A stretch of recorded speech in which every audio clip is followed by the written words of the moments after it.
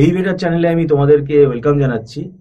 যারা MAKAUT university থেকে MCA পড়ছো এবং দেখো 2026 সালে তোমরা সেকেন্ড সেমেস্টারে উঠবে, মানে যারা 2025-এ এমসিএতে অ্যাডমিশন নেবে, তোমাদের সবার জেকা এক্সাম দেওয়া হয়ে গেছে। আমি এটা আশা করব তোমাদের পরীক্ষা ভালো হয়েছে এবং এখন তোমরা এমসিএ ফার্স্ট সেমেস্টারে পড়বে।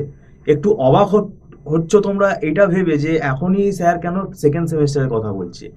এটা যাতে তোমাদের কাছে আগাম ইনফরমেশনটা পৌঁছয়, কেননা সেকেন্ড সেমটা কিন্তু খুব ভাইটাল সেম।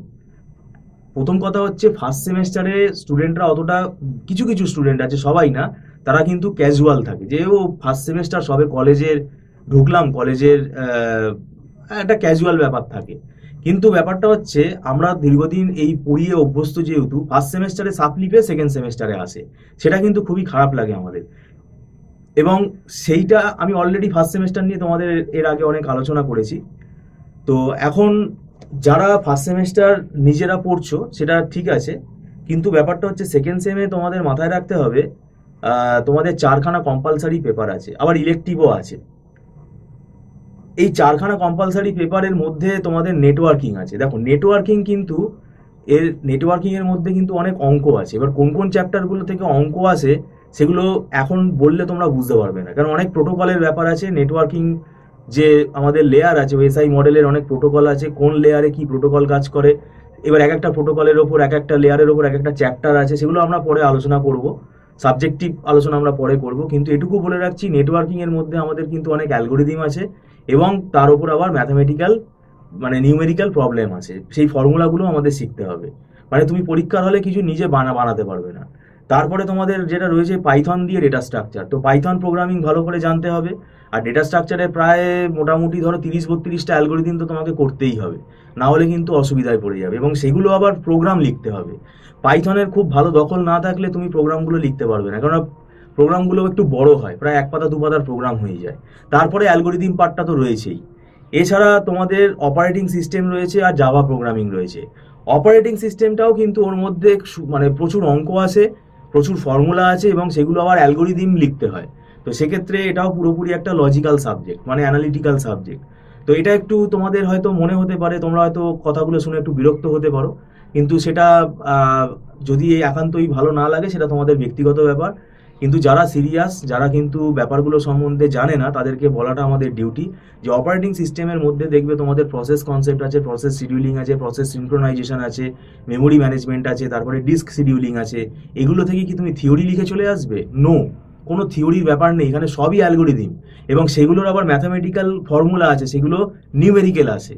তো সেগুলো কিন্তু তোমাদের আগে থেকে না করলে তুমি ওগুলো বুঝতেও সময় লাগে। মানে আমাদের পক্ষেও কিন্তু খুব শর্ট টাইমের মধ্যে এগুলো বোঝানো কিন্তু খুব ডিফিকাল্ট হয়ে যায়। আর আমরা পরীক্ষার 2 মাস আগে থেকেই কিন্তু অ্যাডমিশন নেওয়া বন্ধ করে দিই। যেমন এমসিএ ফার্স্ট সেমেস্টারের অ্যাডমিশন, মানে অনলাইন টিউশনের অ্যাডমিশন কিন্তু তোমাদের হয়তো মনে হচ্ছে যে আমরা পড়াবো না, আমরা কিন্তু নভেম্বর অবধি অ্যাডমিশন নেবো, তারপরে ডিসেম্বরেই আমরা বন্ধ করে দেবো। সেরকম বুঝলে আমরা নভেম্বরেও কিন্তু আর ফার্স্ট সেমেস্টারের অ্যাডমিশন আমরা নেবো না, কারণ আমরা কম সময়ের মধ্যে পড়িয়ে আমাদের অসুবিধা হয়। আর আমরা দীর্ঘদিন পড়িয়ে নিয়েছি, আমাদের প্রায় 9-10 বছর এমসিএ পড়ানো হয়ে গেছে, আমাদের ওয়েল ফরম্যাট তৈরি হয়ে গেছে, তাই আমরা ব্যাপারগুলো বুঝি যে কোন জায়গাটা কিভাবে পড়তে হবে।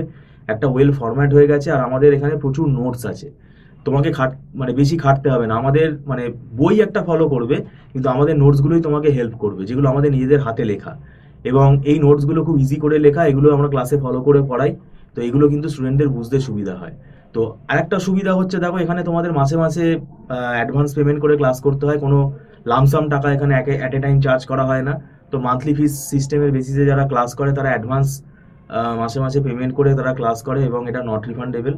আর একদম আমরা ছোট ছোট ব্যাচে পড়াই, মানে কোনো বড় বড় ব্যাচ আমরা এখানে রাখি না, মানে 15 জন 20 জনের এরকম কোনো ব্যাচের ব্যাপার নেই। সেই জন্য কিন্তু ইন্টারাকশনটা টিচারের সাথে স্টুডেন্টের খুব ভালোভাবে হয়। তো এখন তোমরা ফার্স্ট সেমেস্টার, এখন তোমাদেরকে হয়তো আমি ডিস্টার্ব করলাম, ফার্স্ট সেমেস্টারের মধ্যে সেকেন্ড সেমেস্টার নিয়ে আমি আবার তোমাদের একটা চিন্তা দিয়ে দিলাম, সেটা না। দেখো সেকেন্ড সেমেস্টারটা তোমাদের ইলেকটিভ নিয়ে দেখো কিন্তু অনেকগুলো পেপার হয়ে যাবে, সেই জন্য তোমাদের আগে থেকে আমি অ্যালার্ট করে দিলাম। কেন অনেকেই ফার্স্ট কলেজে তোমরা এমসিএ পড়তে আসছো, তোমাদের আইডিয়াটা নাই থাকতে পারে যে এমসিএটা কিরকম হতে চলেছে। এখন আমাদের ম্যাকআউট ইউনিভার্সিটির যে সিলেবাস, এই সিলেবাসটাই তোমাদের আলোচনা করলাম। এখানে কিন্তু আমাদের কোনো মানে সাজেশন কাজে দেয় না। তোমাকে সব পড়ে যেতে হবে। এই ফার্স্ট সেমেস্টারের যারা তোমরা স্টুডেন্ট দেখবে, তোমাদের সব যদি না পড়ে যাও, কোনো সাজেশন এখানে কাজে দেবে না। কোথা থেকে কোয়েশ্চেন আসবে কেউ জানে না, কেউ বলতে পারবে না। তাই সব পড়ে যেতে হবে। আমরা এখানে দীর্ঘদিন পড়িয়ে অভ্যস্ত হয়ে গেছি, আমাদের একটা ওয়েল স্ট্র্যাটেজি হয়ে গেছে, আমরা মোটামুটিভাবে একটা কিন্তু কভার আপ করে দিই। আর আমাদের একটা রেকর্ডিং ফেসিলিটি আছে, সেটা টার্মস অ্যান্ড কন্ডিশনের বেসিসে পারচেস করতে হয়, সেটা টার্মস অ্যান্ড কন্ডিশনস স্টুডেন্টদেরকে আমরা বলে দিই। তো যাই হোক, সেকেন্ড সেমেস্টারের জন্য যদি তোমরা অনলাইন টিউশন নিতে চাও, তোমরা আমাদের সঙ্গে এখন থেকে বুক করে রাখতে পারো। তোমরা ফার্স্ট সেমেস্টারটা ভালো করে পড়ো। ফার্স্ট সেমেস্টারের পরীক্ষা হয়ে গেলে, মানে তোমাদের অ্যাডমিশন হয়ে যাবে আর কিছুদিনের মধ্যে, ফার্স্ট সেমেস্টারের পরীক্ষা হয়ে গেলে আমি বলবো দেরি না করে ইমিডিয়েটলি তোমরা সেকেন্ড সেমেস্টারের পড়াও শুরু করে দিও। যাই হোক, ভিডিওটা সম্পূর্ণ দেখার জন্য তোমাদেরকে আমি ধন্যবাদ জানাচ্ছি। Thank you so much.